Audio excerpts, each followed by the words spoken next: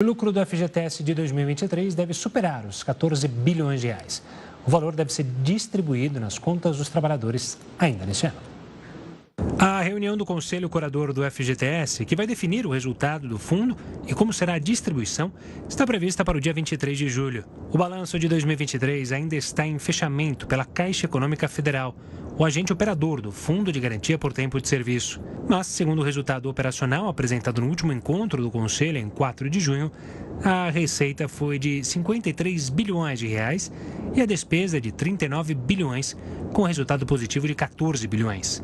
Outra decisão importante dessa semana veio do STF. Os magistrados decidiram que os novos depósitos feitos deverão ser corrigidos, no mínimo, pela inflação oficial do país. A medida será válida já nos próximos dias, a partir da publicação da ata do julgamento, e será aplicada ao saldo já existente na conta. A proposta é que o FGTS seja corrigido pelo IPCA, quando a inflação superar a taxa que é utilizada atualmente para a correção dos valores. Hoje, o rendimento do FGTS é igual ao valor da taxa referencial, mais 3% ao ano. O problema é que a taxa referencial pode variar e é historicamente menor que a inflação. Ou seja, essa mudança veio para garantir sempre um rendimento compatível com a inflação oficial, o que dificulta a perda do poder de compra. No ano passado, o repasse do FGTS foi de 12,7 bilhões de reais para um total de 217 milhões de contas vinculadas ao fundo. Neste ano, o dinheiro deve ser liberado até o dia 31 de agosto para as contas do FGTS, mas não para o bolso do trabalhador,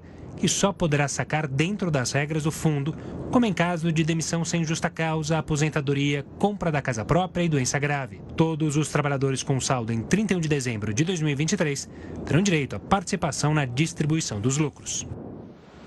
Sobre essa correção do fundo de garantia pelo tempo de serviço, nós vamos conversar agora com o professor da FGV Rio, Paulo Renato Fernandes. Olá, professor, uma boa noite, seja muito bem-vindo. Olá, Renata, boa noite para você, para o Gustavo, para todos. Professor, essa decisão, então, do Supremo Tribunal Federal, ela exclui a regra que estava valendo ou será válida a que render mais? Como que vai funcionar? A quem cabe essa decisão? A decisão do Supremo, ela não alterou o texto da lei.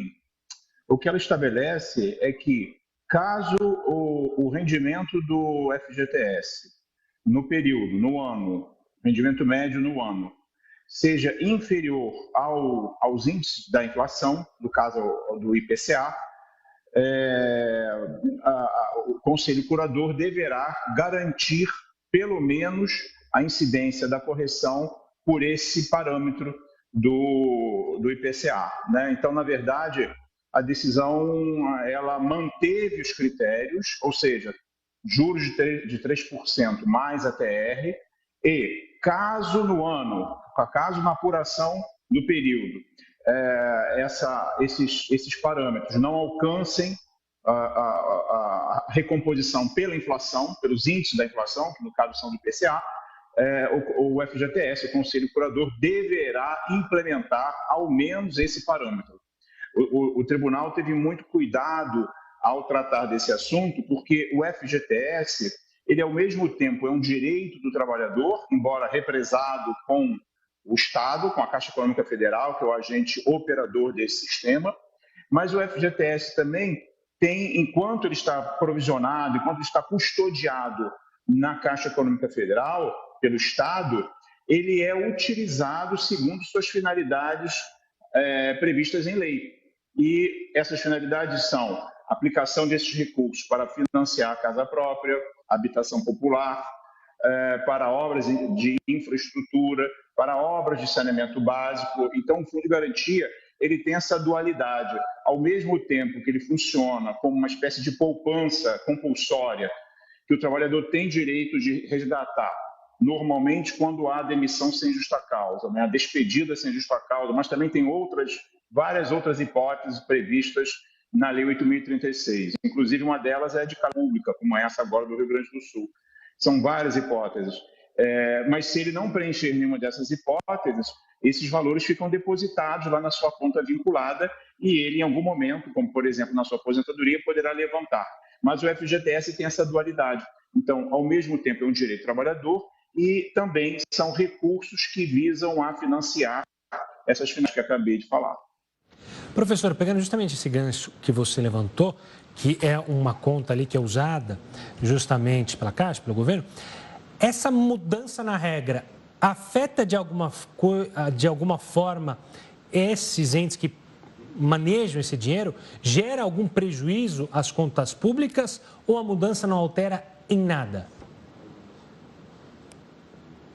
Bom, essa mudança ela é muito importante porque ela protege esses recursos do trabalhador.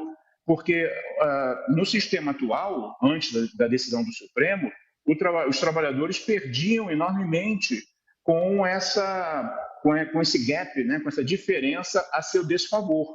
Né? Toda vez, e muitas vezes isso acontecia, né, a TR, os juros de 3% e a TR não geravam uma recomposição das perdas inflacionárias do período. Então, na verdade, para o trabalhador, o FGTS, enquanto direito trabalhista, ele era, digamos assim, dilapidado paulatinamente, né? Ele tinha perdas ao longo do tempo, ao passo que se o trabalhador recebesse esse dinheiro e fizesse algum tipo de aplicação, até na poupança, ganharia mais. Então, essa decisão me parece que vem em boa hora corrigir esta distorção. Né? Então, um fundo que é para proteger o tempo de serviço do trabalhador, ele não pode, ao longo do tempo, gerar um prejuízo a essa garantia do tempo de serviço. É até uma contradição. Né? Então, eu acho que essa decisão é muito alvissareira, né? Muito interessante. Né? E, enfim, para o Estado também, porque a decisão teve esse cuidado de estabelecer que o regime legal atual está mantido, ou seja, não houve uma declaração de inconstitucionalidade dos índices, dos artigos ali daquela lei, aqueles critérios estão mantidos, mas desde que, né, na aplicação concreta, na apuração anual concreta, se garanta pelo menos o índice de inflação.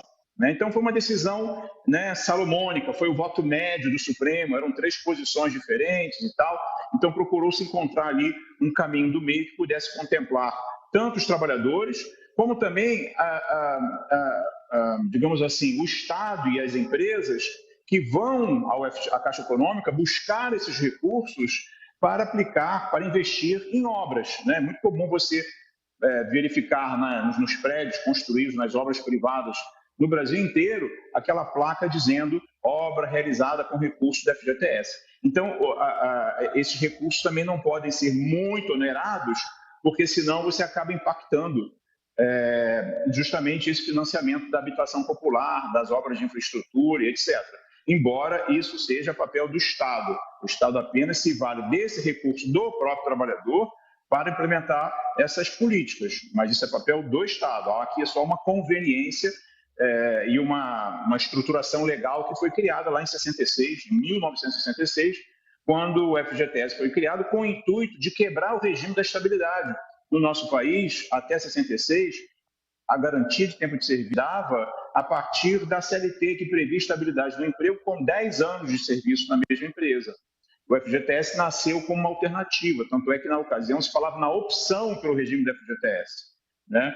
E isso acabou em 1988, com a nossa Constituição atual, que universalizou o regime do FGTS. Então, hoje, todo trabalhador tem direito ao FGTS. Né?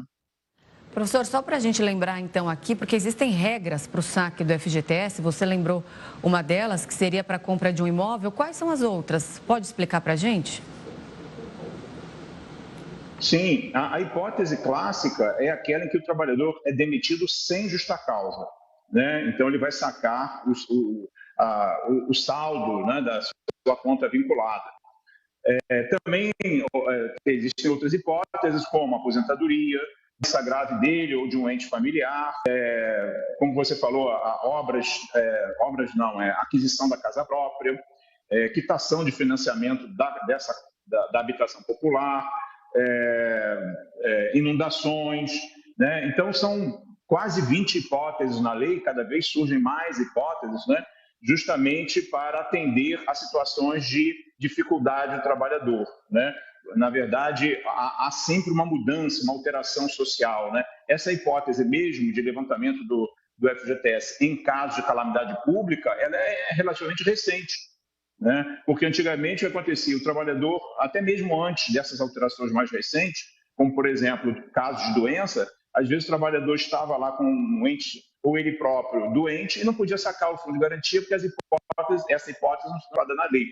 Então, na verdade, nós temos ali um número grande de hipóteses, basicamente essas são as mais comuns, que permitem que o trabalhador possa acessar diretamente esse saldo da conta vinculada, né? Mas, assim, é um direito do trabalhador, ele nunca perde esse direito, independente de qualquer que seja a modalidade da despedida, né? Imaginemos o seguinte: o trabalhador foi despedido por justa causa. Na justa causa, ele não vai levantar o FGTS naquele momento, né? Mas poderá levantar em outras hipóteses, dessas que falamos. Uma delas, que eu não falei e vou falar agora, é a hipótese dele ficar afastado do regime do FGTS por mais de 3 anos. Ele também pode sacar o FGTS, né? Na hipótese dele se demitir, né? Ele saiu da empresa porque quis, ele se demitiu. Ele também não saca o FGTS imediatamente, ou fará em algum momento no futuro, né? Então, esse direito ele não perde nenhuma hipótese, porque é um direito dele, é um direito trabalhista dele previsto na Constituição. O que acontece é que ele não tem acesso direto a esse direito, porque o legislador decidiu que esses recursos ficarão provisionados para garantir o seu tempo de serviço, no caso de despedida, né, em hipóteses que vêm ao longo do tempo sendo criadas pelo legislador. Tá certo, professor. Obrigado pela participação aqui conosco, pela conversa, pelas explicações. Um forte abraço e até a próxima. Um abraço, boa noite.